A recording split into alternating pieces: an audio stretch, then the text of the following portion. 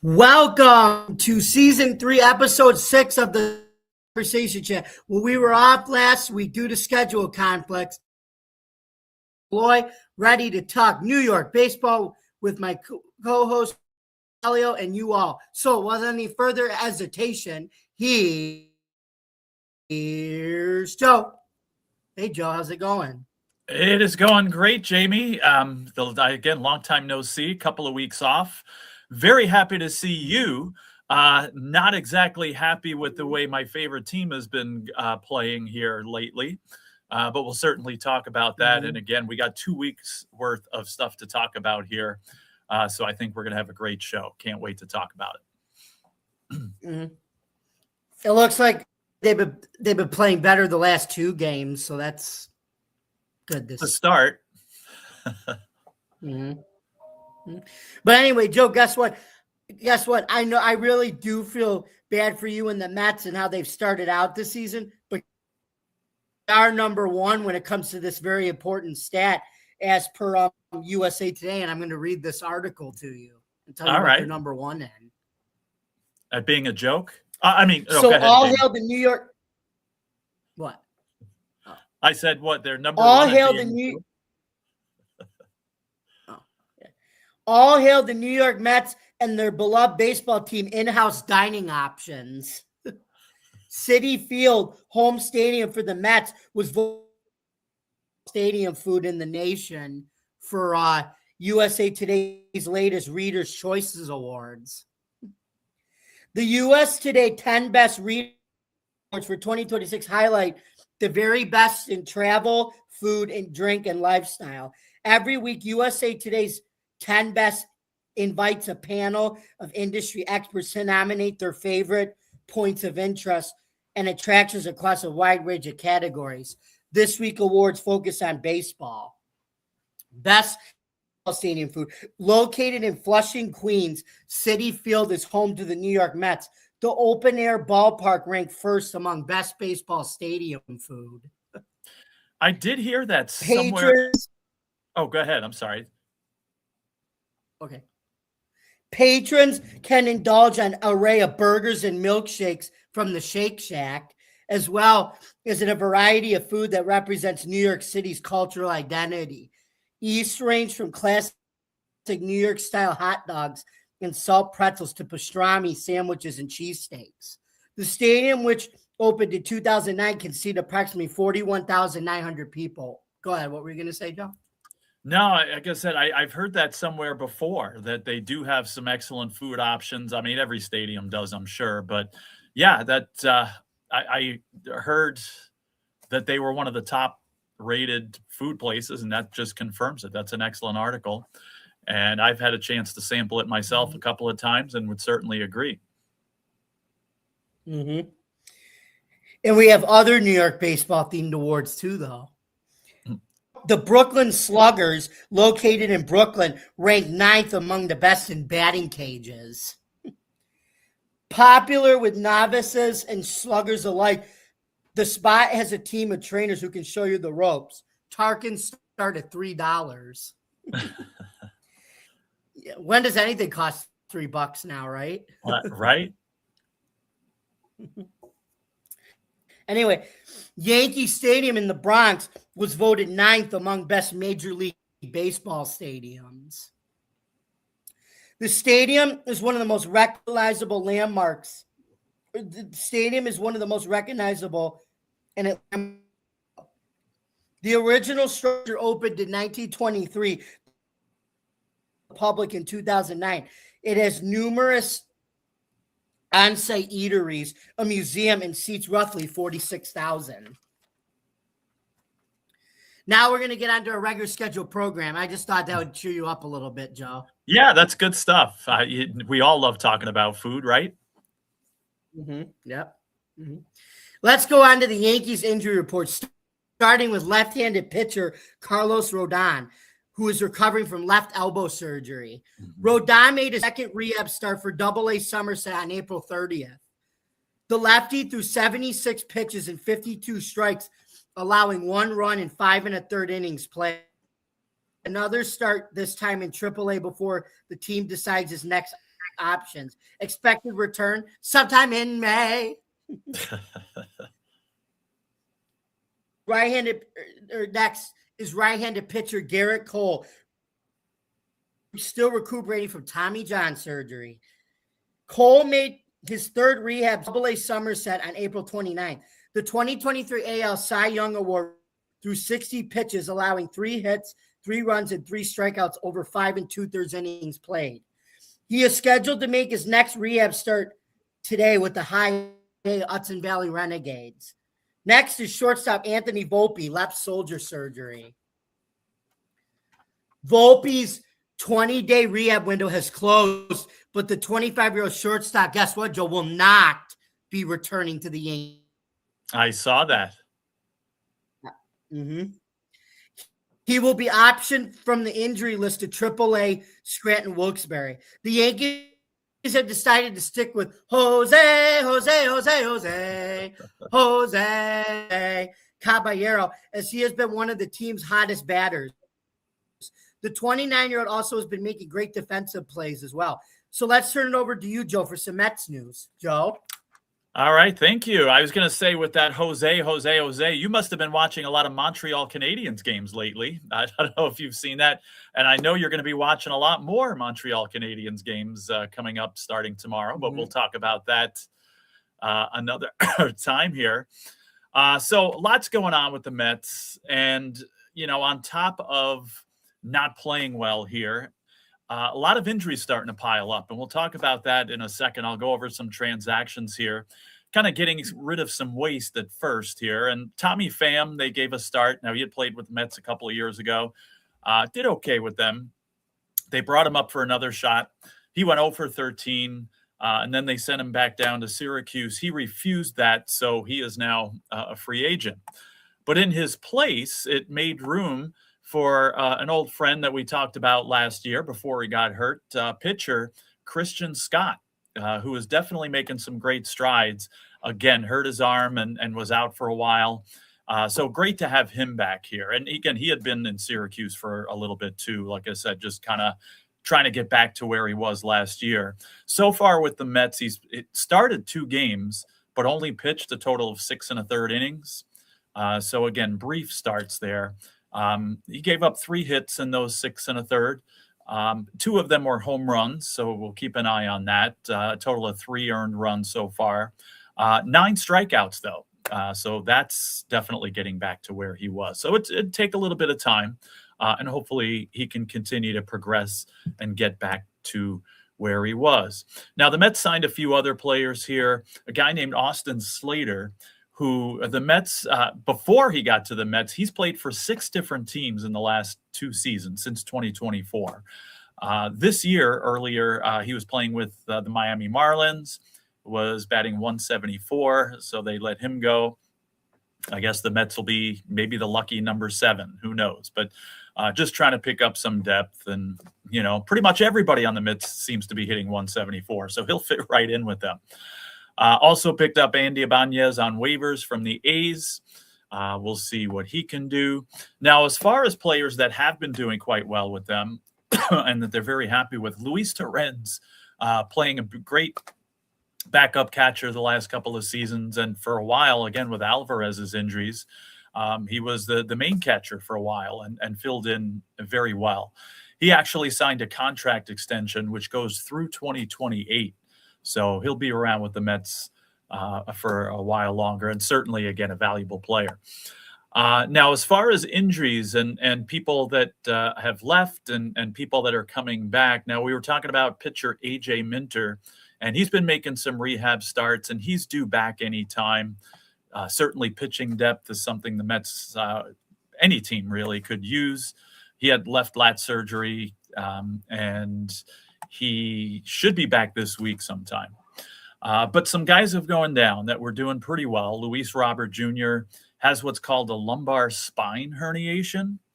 Doesn't seem like it's too serious. He was placed on the IL on April 27th, and he's due back, they say, mid to late May, so a couple of weeks, 2 to 3 weeks. So nothing long term. Now, Francisco Lindor, It's going to take him a while to get going now. I mean, he was off to a horrible start, has now a left calf strain, has had that. April 23rd, he was put on the IL.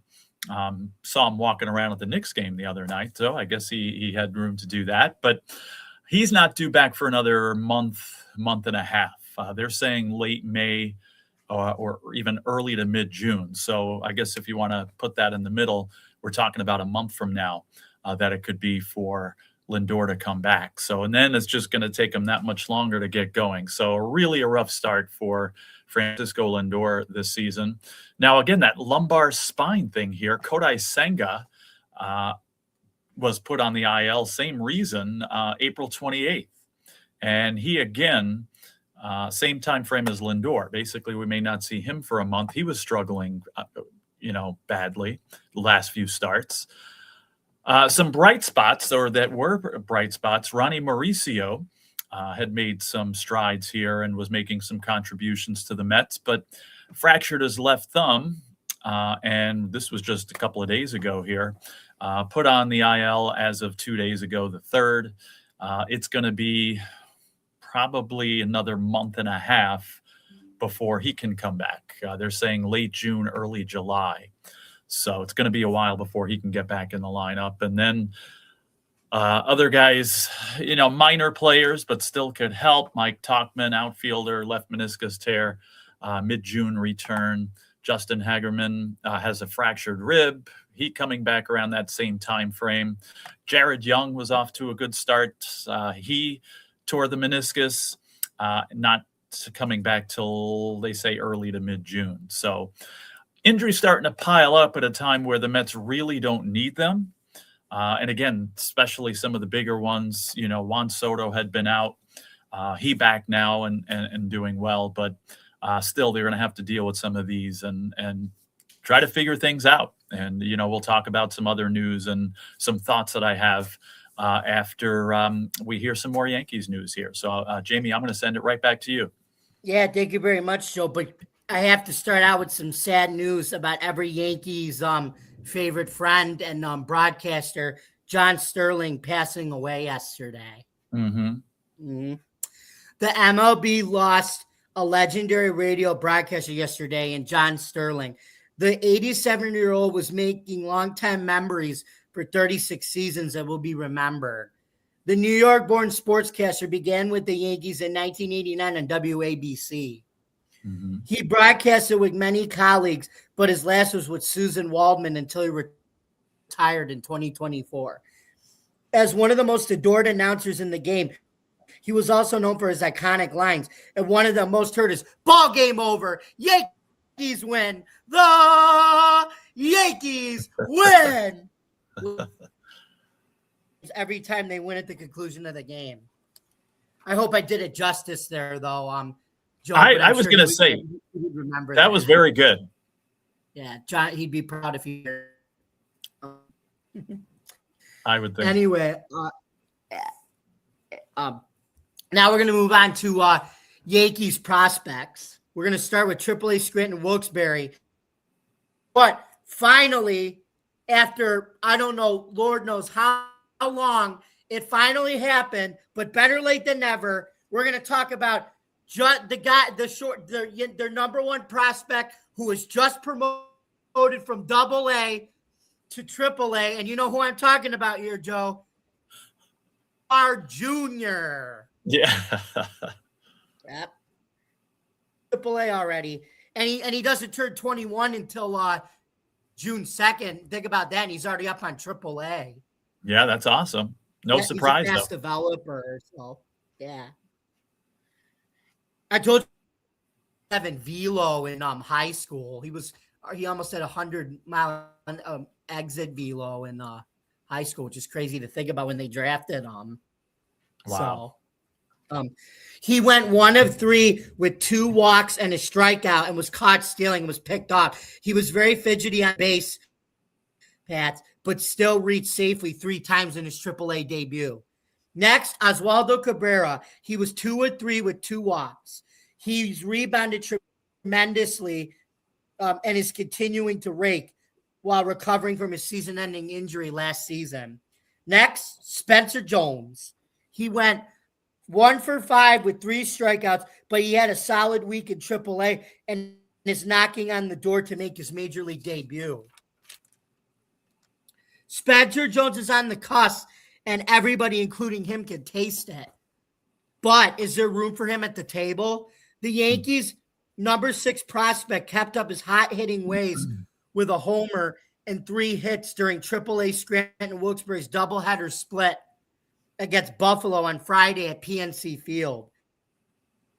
Jones homered for his 8th time in the night game, an 8-3 Rail Riders loss after filling up the box score during a 2-0 win in Game 1 with 2 hits and 2 stolen bases. The 24-year-old has had a hit in 5 of his past 6 games, hiking his average up 30 points. One of the best power hitting prospects in the game, Jones is on the trajectory to last year when he slugged 85 home runs in all 3 minor league levels. The 6'7", 6'7", 240-pound averaged 1 home run per 12 and a half at bats in 2025. So far, he's averaging 1 per 12.9 at bats through his first 29 games of 2026. While he's definitely played well by hitting enough for a call-up, there just might not be room for him, as Jason Dominguez, Aaron Judge, and Trent Grisham all have a lock hold on their roster positions. Mm-hmm. So, Joe, why might it be a good thing that Jones may have to do a little bit more in AAA before they feel like he's actually ready to make his debut? Well, before I answer that question, I just want to make a comment about John Sterling here too. Now, Yankees fans aren't the only ones, that'll miss his broadcasting. Now, I've been listening to John Sterling since I was 10 years old, but I was not 10 years old in 1989. I started listening to John Sterling 10 years old when I first became a fan of the New York Islanders. And he's one of the reasons that I'm an Islander fan still today, because I was getting into hockey at that time. And John Sterling was the radio voice of the New York Islanders for about 4 years there in the late 70s. This was in 1976 where I first started to listen to him. And his goal calls every time the Islanders scored, he would be like, they'd score, he's coming in, goal! He'd be like, Islander goal! Islander goal! And every single time they scored, he would do that. And Islander fans would still, remember that, I'm sure. And again, he only lasted with them for about 3 or 4 years, and then he got other opportunities. And of course, the big opportunity where he excelled at. And, I growing up, I was anti-Yankees and I didn't want the Yankees to win, but still, it's iconic every time I'd hear, I'm not even going to try to do it because I wouldn't do it as well as you and him, but the Yankees win call at the end and, his home run calls and things like that. And what I've heard too is more and more reports of just what an amazing person he was. Not only just a great announcer, but there was a female sports announcer I saw on Twitter that was talking about how, she wrote to him to get some advice and getting in the sports broadcasting field. And she said he never wrote me back. So she wondered, but instead what he did was he called her personally, invited her to Yankee Stadium, gave her a tour, and then gave her the advice in person and stuff. So that was just one of, I'm sure, many types of things like that, that he did. So I definitely wanted to say something that I have very pleasant John Sterling memories as well.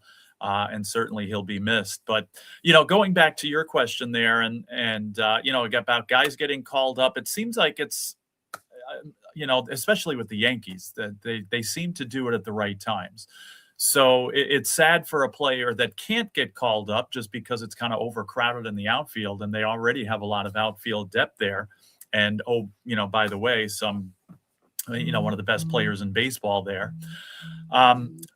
Excuse me, but it's good, gives this guy a chance to develop in the minors. And I'm sure that's not what he wants, but it's going to give him that time to develop into a major league player. And that major league time, unfortunately, may not be with the Yankees if the situation remains, the same. He'd be a good trade prospect, I guess, if he's major league ready and he's not, going to be able to cut into the Yankees lineup. Again, probably not what he would want, but maybe that's how you get the opportunity. So, these other guys getting called up, I think it is the right time for them, and, certainly hope they take advantage of those opportunities. Mm-hmm.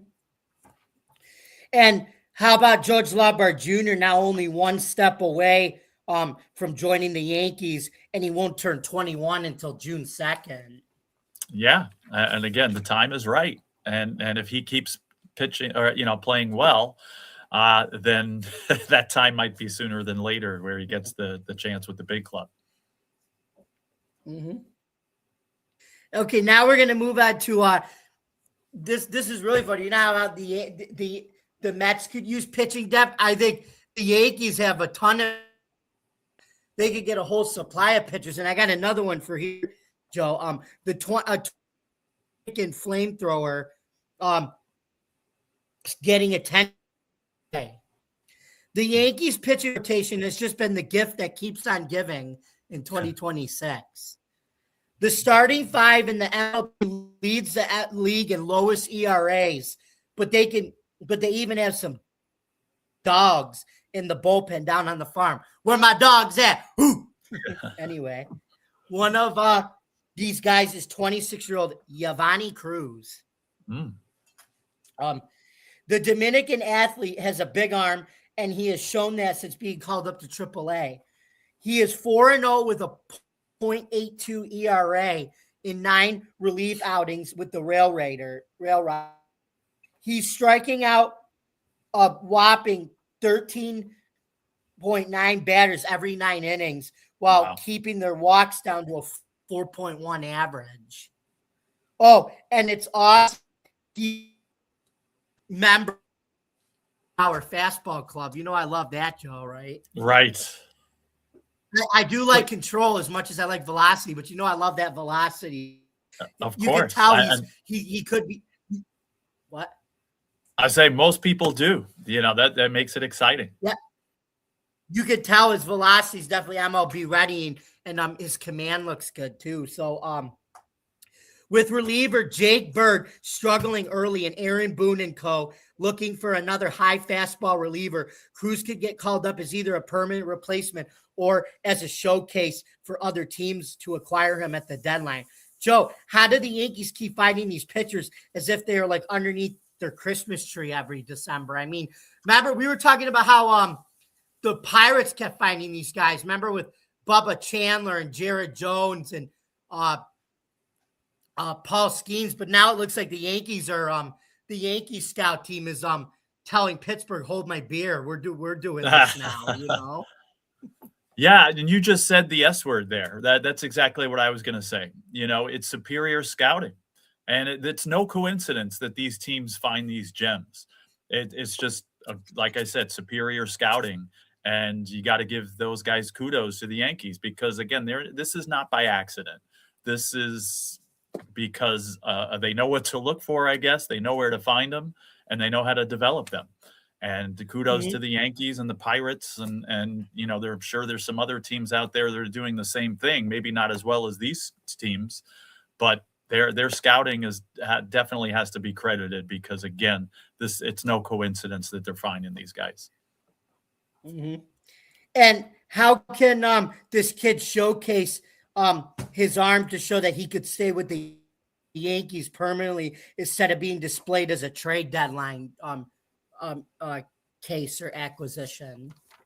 Yeah, that's a tough call, because of the pitching depth that the Yankees do have, and they're going to even get more of it, as you get deeper into the summer here.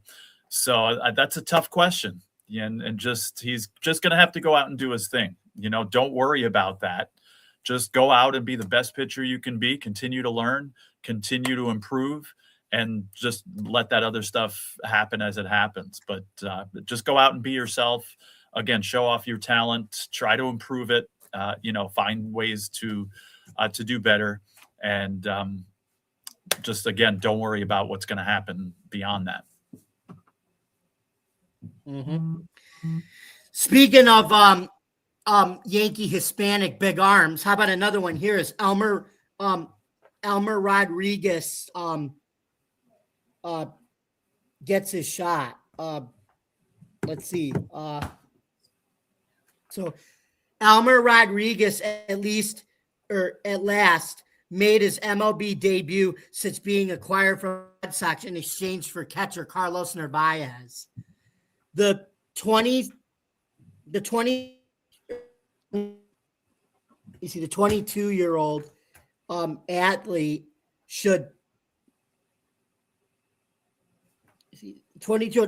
potential. The 22-year-old athlete showed potential, only allowing 2 runs in the Yankees' 3-0 defeat to the Texas Rangers. And oddly enough, he's pitching tonight against the Rangers too. Pick up DeGrom like the last matchup. I was going to say against DeGrom. Yeah. Mm-hmm. He earned his call-up after Luis Hill was sent down to AAA to try to get his velocity back up to his 2024 AL Rookie of the Year form. His arm was much needed with the Yankees' depleted rotation that now is going to have reinforcements in Carlos Rodon and Garrett Cole getting healthier, as we're just sitting away, watching the days go by lately. On Friday, Yankees manager Aaron Boone told New York Daily News Sports' Gary Phillips that his next rehab start with AAA Scranton Wilkes-Barre could be his last, potentially putting him in a spot to join the rotation next week. That's Carlos Rodon. With Rodon and Cole potentially rejoining the Yankees, Rodriguez may not have a ton of time to solidify his spot in the majors this time around, but a strong effort could lead to another call-up in the near future. So, Joe, how awesome was it for Rodriguez to have all of his hard work pay off and finally make his debut with the Yankees, even though he kind of had his ups and downs in his first start, and he's kind of having the same struggles right now? But yeah, the first start he pitched more like Elmer Fudd, I guess, right? But the second one, he a little bit more improved. So again, it's going to take some time. And again, first start at Yankee Stadium, you think it's a little nerve-wracking? I would definitely think so. But again, he's going to improve. And same thing, just do your best. Just this is the teacher in me talking, I guess, right, for this. But just go out there and be you and continue to, again, to do what's got you here. And then just find ways to improve and learn and go from there, which I'm sure that he's smart enough to do. Yeah, and like I said, Joe, the one thing about him is he's got his velocity was MLB ready. It's in like a lot of his pitches are in the mid to upper 90s, and the velocity is there. It's just I think it's a little bit more with his command because he has a tendency to walk a lot of people with that velocity. So what lessons do you think he could take from his first outing and even this outing, back to AAA for potential future starts? Yeah, good. I think that control part of it and the command part of it is a big one. Again, he's not the only pitcher that age that has issues with control and command. I think that's just going to come with time. And again, just take those steps that game by game. Don't try to be Nolan Ryan, by your next game. All right, because that's not going to happen. You just take your victories. When things go wrong, you learn from that. He's got great coaches there too that are going to help him with that. So just game by game. Again, you don't have to be Cy Young by tomorrow. Just game by game, and he'll get it. Because, like I said, if he just has to work on his control, at least the velocity that he has is natural, which is good. Right, and that's the hard part. Yeah. Anyway, let's talk about somebody who's also got his fastball up into the mid to upper 90s. And is actually doing. Will Warren strikes out 9 in his second straight great start. Will Warren continues to prove he wants to stay in the Yankees rotation, not by words, but actions. Warren cruised past 6 1/3 innings, allowing 2 runs, 1 earned on 3 hits and 1 walk, and striking out 9 batters. The earned run came in the second inning when he allowed a homer to former Met and current Baltimore Oriole Pete Alonso, who hit a monster shot into the second deck in right field. Warren has lowered his ERA from 2.59 to 2.39. He is arguably the most underrated pitcher on New York staff. And we have a quote here from the manager. You say Warren is the guy we haven't talked about, Yankees manager Aaron Boone said. The body of work starting with spring training has been excellent over and over again. It just built up in spring training. It just carried into the season. And another quote, the stuff has been excellent. The strike throwing is there. He was in command. You see all the swings and misses. He did a great job using the sinker in combination with using the four-seamer. The sweeper looked good. He mixed in the changeup well. Just another really strong performance. It wasn't just Boone who saw that Warren was cooking. Orioles manager Craig Albernes said Warren made adjustments from last year. Warren is one of the reasons the Yankees have a killer rotation. After Warren's outing, New York starters have only allowed, get ready for this, Joe, a 1.79 ERA over the past 13 games and are averaging 6 1/3 per start. And like I said, Joe, I wrote an article saying that this could be the best Yankees starting 5 since the 1998 Murders Row one that won the World Series. Yeah. Meanwhile, Garrett Cole and Carlos Rodon, who are on the 15-day injured list with elbow injuries, and think about that. They've only allowed a 1.79 ERA, and their best 2 pitchers are making rehab starts. Think about that with the way their ERA. And they just had their 5th starter was a rookie debut, making 2 starts. So there you go. And anyway, we have a quote here from Aaron Boone again. When I look at the rotation, it's Max Fried, but it's not just him. Obviously, he's the leader. But there's another guy who's following him into. I'm not surprised by anything he has done. Boone said Cam Slittler, the follower here, who what we saw last year, Will taking another step. We are excited to bring Ryan Weathers, and he has been excellent. I can't say I'm surprised by any individual success. The fact that they have put a 2-week run with that kind of excellence, pitching deep into the game, that's hard to come by. And we have a quote here. We kind of shifted. There was more off speed than I'm used to, he said. Being able to shift and still have confidence throwing out there and getting the results we had is nice to do. Anyway, it may not matter how well Warren does, as he may be out once Rodon and Cole return. But I don't know. I would keep Will Warren in there right now. He's the hottest one, and like I said, don't rush Cole or Rodon with what they're doing. So, right. And we have a quote here. I think we're going in all of baseball. Warren said, when they come back, the best pitchers are going to the innings. I have to make sure I can go out there and do my job. The record, the 24-11, the best in the American League. Excuse me. So, Joe, what do you think of Will Warren being a contributor to arguably one of the best pitching rotations in baseball so far, and probably one of the best Yankee rotations this generation has seen, because they weren't around for 1998 the Murders Row 1998 rotation? Yeah, I agree. And first, we got to say hello to one of our network cohorts here, Marcus, who sent a comment in here. So, Marcus, if you're still watching us, thank you, and hope you're doing well. It's good to see you here. But yeah, I can't think of a better rotation right now than this one. I mean, just every single one of these guys is just solid starts. And again, we talk all the time, Jamie, right, about that innings and how, starters don't go innings anymore. And these guys are going 6 1/3 on average. So they're just spot on. And it's one of the big reasons, if not, I mean, they can hit the ball too, the Yankees lineup. But it's just incredible pitching. Again, like you said, without their top two people. And now you have that comfort that, like you said, you don't exactly have to rush them back. I'm sure they're chomping at the bit, ready to get back here, but no rush. Right. Mhm. And it's maybe they're going to have some decisions to make, once that happens in a couple of months, but stay tuned. But these guys are pitching incredible. Schlittler, especially, every time I look, he's having another amazing start. Again, Warren, all these guys. And by the way, there's this guy Fried that's doing quite well also. So they should be very proud of themselves. And again, it's one of the big reasons that they're the best team in the American League right now. Mm-hmm. And how much better could it be when Rodon and Cole return? I don't know. It could be. We'll see. I don't know how.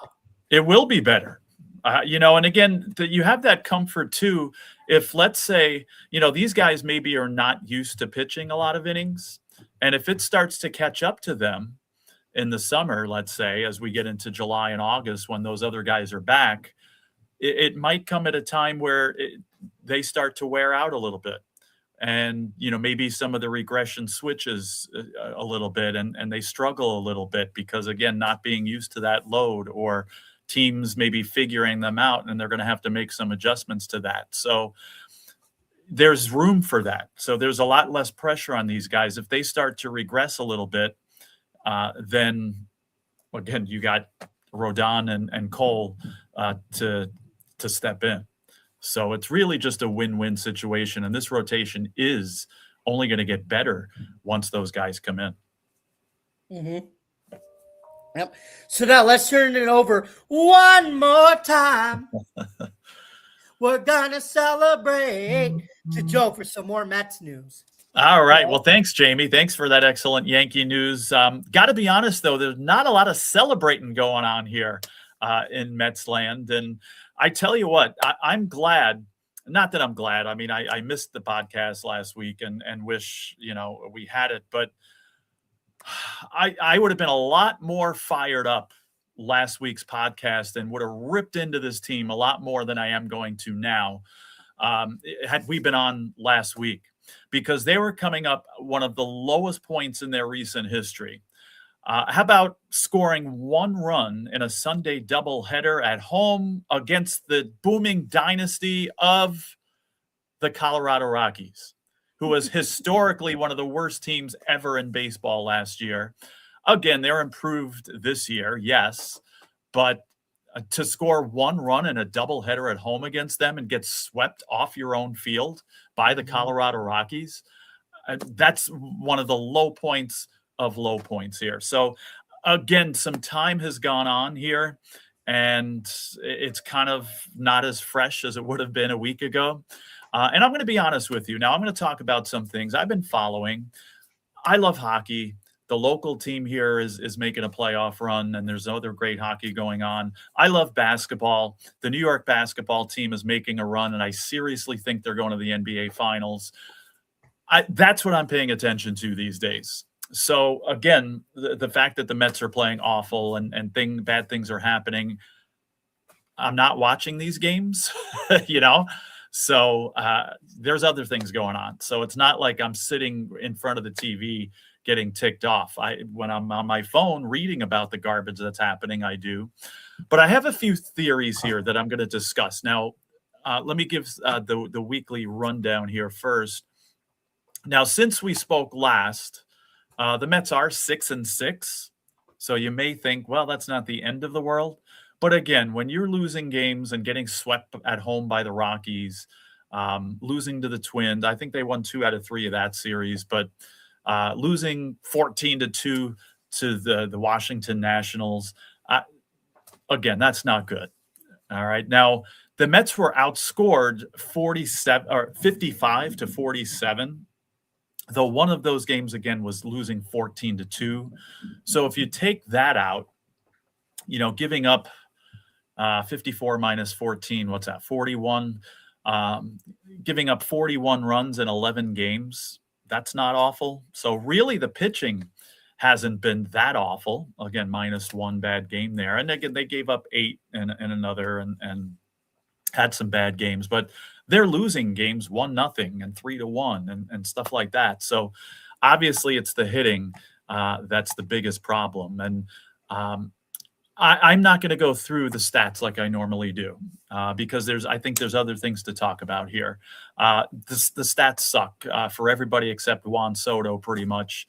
Juan Soto, as you look at some of these StatCast numbers, I forgot to put him in my notes here, but he's in the upper like 95, 99 percentiles in a lot of these StatCast categories. So Juan Soto is playing like Juan Soto is supposed to play. Can't criticize that. Carson Benj, this hotshot rookie that made the team in the last, day of the preseason and started off hitting, half of the Mendoza line, basically. He's starting to get things together, so that's good to see, and hopefully that can continue. But the rest of this team has nothing, and things are going to have to change. Now, instead of talking about the stats and who's doing what and what's going on there, I'm going to make a little comparison. I thought about this, and I'm going to put it out there. If anybody's listening or you want to comment and tell me if I'm way off base or not. I live in Buffalo here, and the local hockey team, the Sabres, has been the biggest joke in all of sports up until about 4 months ago. All right. Now, that title has transferred to the team that we discuss on this podcast every week, and we're certainly not talking about the Yankees. So now the biggest joke in all of sports is the New York Mets. So I was looking at some parallels here. Okay. Now, I'm going to explain this well enough so that if anybody here, watching us is not familiar with the Buffalo Sabres and their situation, I'm going to kind of simplify it to make sure everybody can understand this. All right. And just kind of show some parallels. Now, why were the Buffalo Sabres hockey team the biggest joke in sports for, a decade and a half here almost? It goes with the losing culture that was produced, but they had a coach named Lindy Ruff. Right now, Jamie, I'm not a big Lindy Ruff fan. I don't think he's a great coach, but where I do give him credit, and we'll start back when he was the coach with the team before in the mid, first decade of the 2000s there, and when he took them to a Stanley Cup Finals and stuff like that. I was never thought he was a great coach, but he's very good at coaching what he has. Okay. So that's where I can give him credit. Now, in 2006, 2007, the Sabres were the top team in the regular season, Stanley Cup contenders. But it wasn't because of the coaching. It was because of the team leaders that they had. All right. Guys named Chris Drury and Danny Briere, some of the best captains and leaders that this team has ever had. So I said to people all the time, Lindy Ruff was not the coach of that team. Chris Drury was. Danny Briere was. There was another guy, Greer, that was a coach of that team. And Lindy Ruff, to give him, again, the credit that he deserves, he just kind of let go and let them do their thing, okay? Now, after that 2007 season, both Drury and Briere left as free agents. Mm-hmm. So the team leaders were gone. Mm-hmm. And all of a sudden, Lindy Ruff didn't have his coaches anymore. And again, him not being a great coach, this team went down the hill. And actually, they made some playoffs, but they were heartless. They didn't fight for each other like they did. They took games off, and Ruff allowed that. All right. And eventually, he ended up losing his job.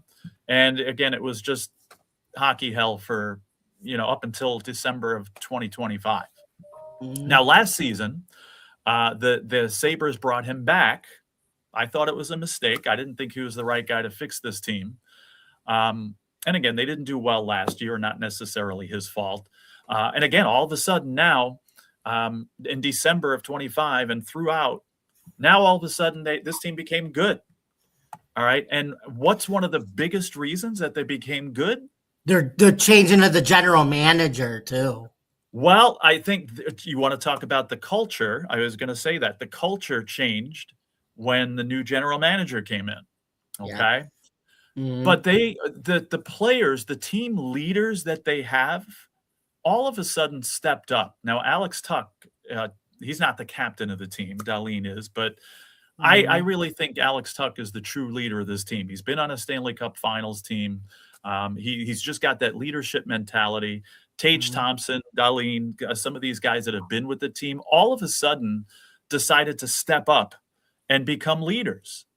Now, again, where I criticize Lindy Ruff, and again, he's not a good leader and motivator, but he allowed these guys to do what they do, let them lead. He has stepped in when he had to, and I think he's very good at stepping in and doing what he has to do at the right times.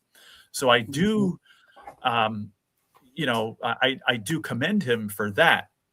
And my friends are making fun of me. It's like, well, Joe, you're going to criticize him if he's coach of the year because he's one of 3 that have a chance to get that? And I would certainly say he would deserve it if he gets that. Again, not for his motivating and turning this whole team around type thing, but being there as it's happening and, just kind of steering the ship the right way. So I would say he definitely deserves it. So now, okay, you're wondering, what in God's name does this have to do with the New York Mets? Okay. Well, I see a lot of similarities. All right. Now, Carlos Mendoza is not a motivating manager. All right. And, again, my first solution is fire the manager. I don't think he's cut out for this. I think they need a leadership change. All right. But it doesn't seem like they're smart enough to do that. Now, he's the same type of manager, to me, as I just talked about with Lindy Ruff. Okay. If he had players that would step up and lead, then I think he'd be good where he'd step in where he needs to and, make some decisions, do some things that he has to do, but basically let the players do everything. And that, to me, is the biggest problem with the New York Mets right now. All right. Now, there was hints of this. I think Francisco Lindor should be the biggest leader on this team. Now, when he first got here, he was making adjustments and struggled a little bit, and it took him a couple of years, but he was an MVP candidate a couple of years ago. And he was actually demonstrating a lot of that leadership ability.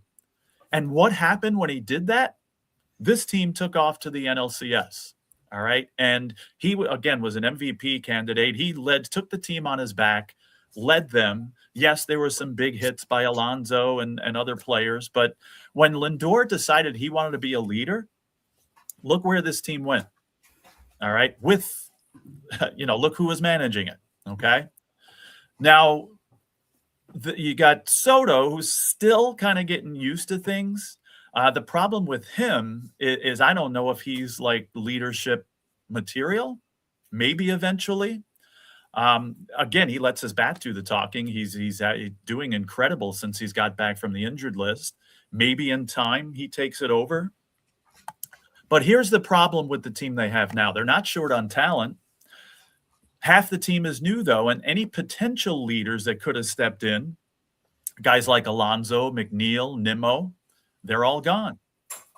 And now you got all these new guys that are making the same adjustments to a new team that don't give me the impression that they're leadership material here, or at least not anytime soon. And you got a manager who doesn't lead, and you got players that don't lead. Okay? So, again, my thing is the best solution is to get a new manager who leads. Now, the name keeps ringing in my head. Some guy you might know named Girardi. That would be my number one choice. But there's plenty of guys out there, too. He's announcing with the Yankees right now. Yeah. I don't think he'd want to leave that job, though.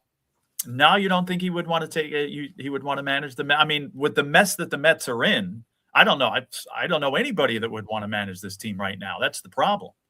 That's the problem the Sabres had, Well, no, I hate to tell you, though, Joe, Girardi would not be that great on the Mets because I'll tell you something like and get good on the Yankees. Like I said, look at remember Casey Stengel was he won all those championships with the Yankees, and then he did horrible on as with the Mets as an expansion manager. So Right. And that's one name that stood out to me. I mean, again, there's plenty of them as well. But, the Sabres had this problem for a long time, even the Buffalo Bills in football, where nobody wanted to come here. Players didn't want to come here. Coaches didn't want to come here, mhm, right? And look at the Sabres. The players mhm. didn't want to play there, and Well, people didn't yeah. want to get Well, Joe, drafted I by do them. want to.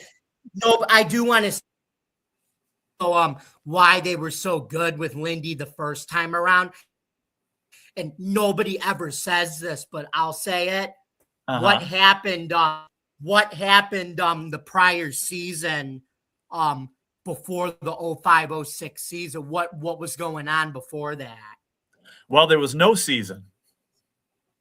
Yes, there was a lockout, and Yep. so you obviously remember they locked out because they didn't have a salary cap. But remember, they were playing the old NHL rules. Remember, they were playing 2-line pass, clutching and Mhm. grabbing and everything else. Well, the Sabres realized what they did was coming out of the lockout. How do we gain an advantage over everybody that's still playing that way? You get a bunch of speedy, fast guys, and now that we don't clutch and grab, we're just going to outskate the other Mhm. teams, and everybody was playing clutching and grabbing.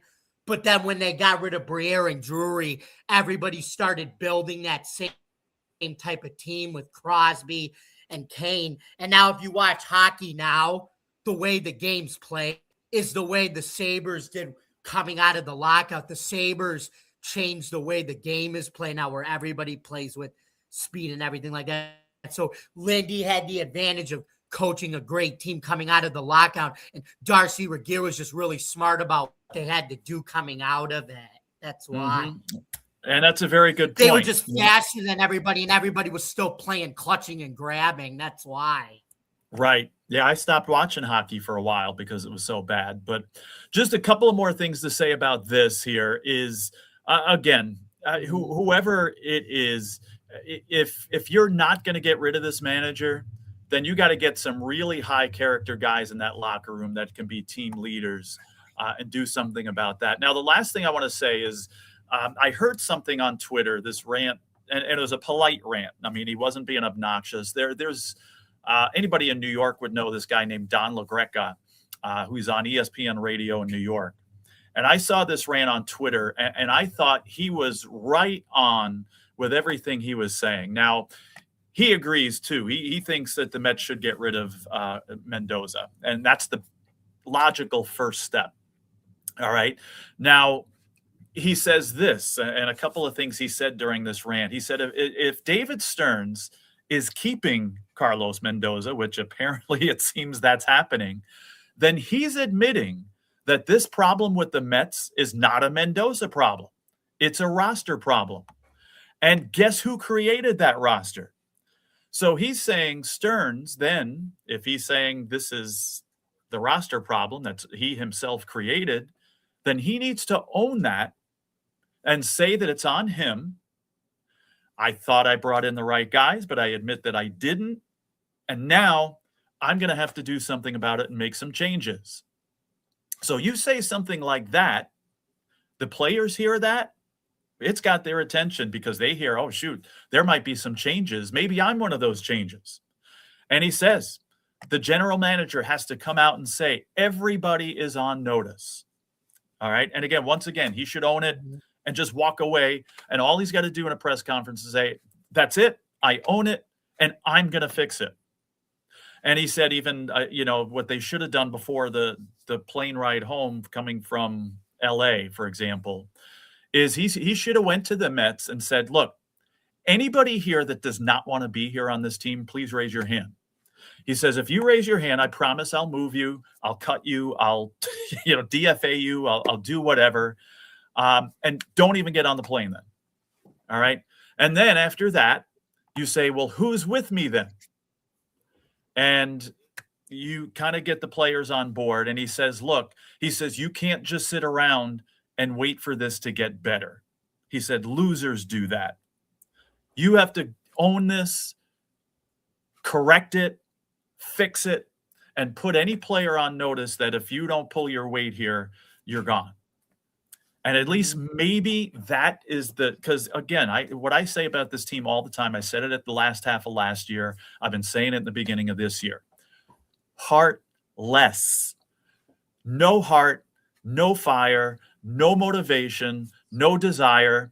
That even if this team was what are they, 45 games? I don't care if they're 45 and 5. And they're playing heartless baseball and non-motivated. I still don't want to watch it.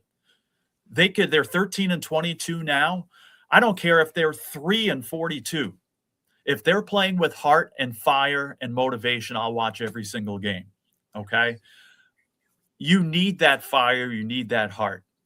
And if the manager isn't going to provide that, then get him the hell out of there.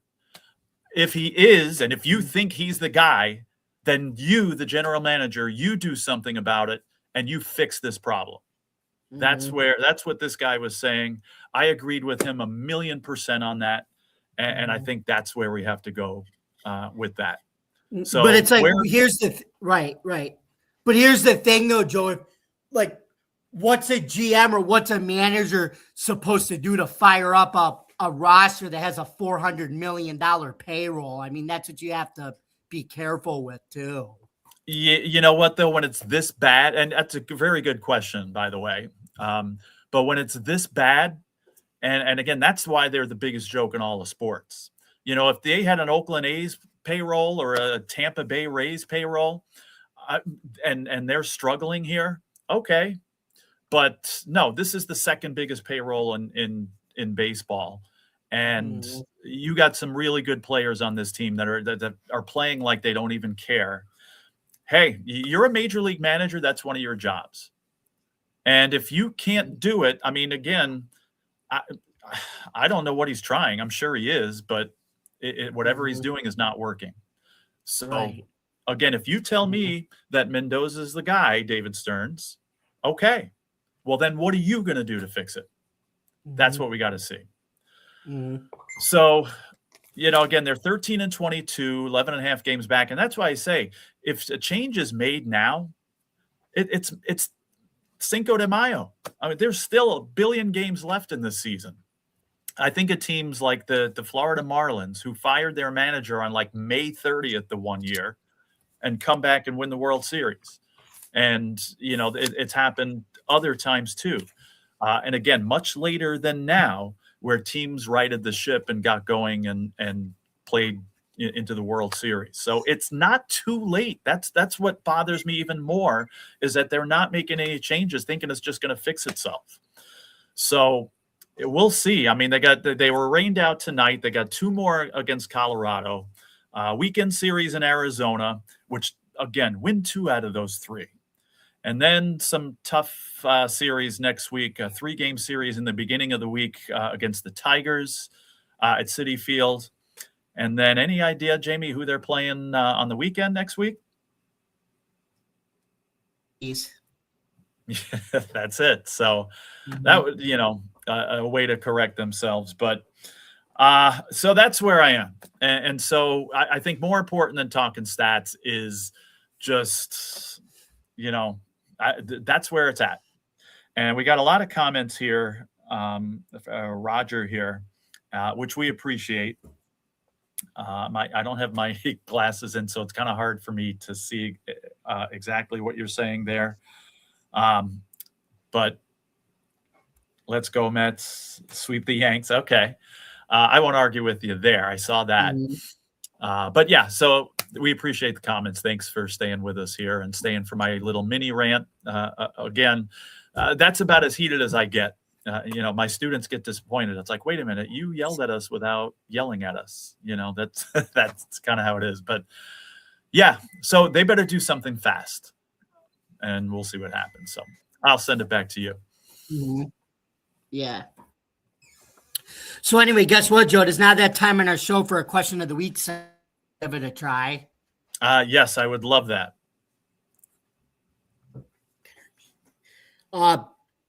Anyway, here's your question, Joe.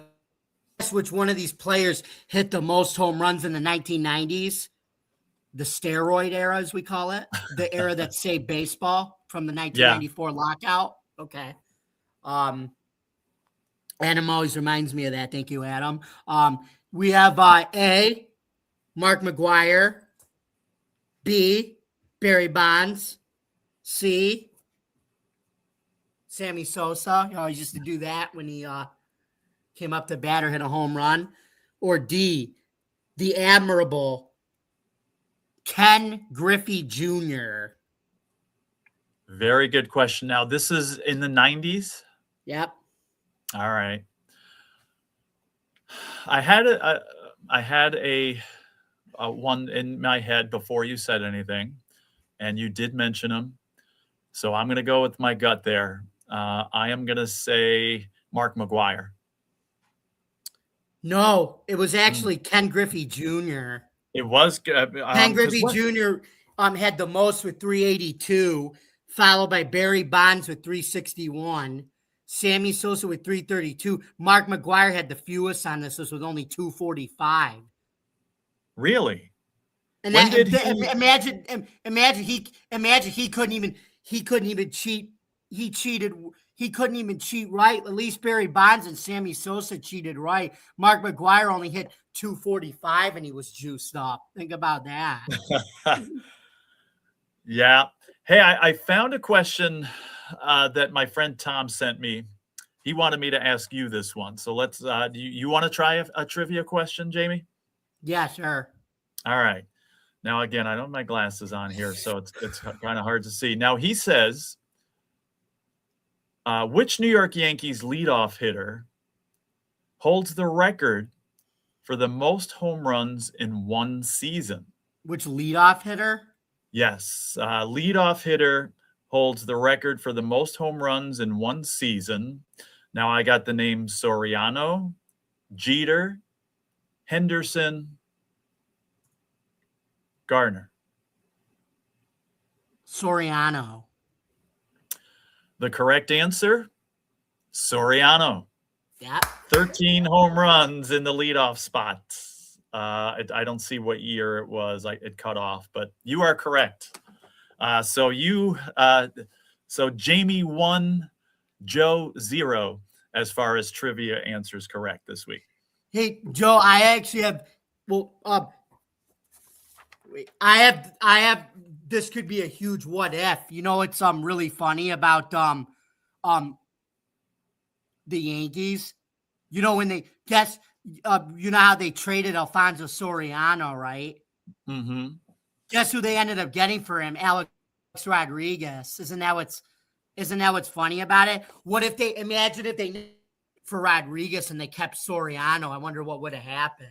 Because A-Rod, but think about it. A-Rod was one of the best players in the league, but Soriano was too, and he was with the Yankees. You know what I mean? He was playing like A-Rod, though.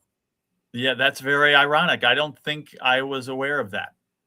It's just it's the same thing when they got rid of it's the same thing when they traded David Wells and they ended up getting Roger Clemens. Mm-hmm. So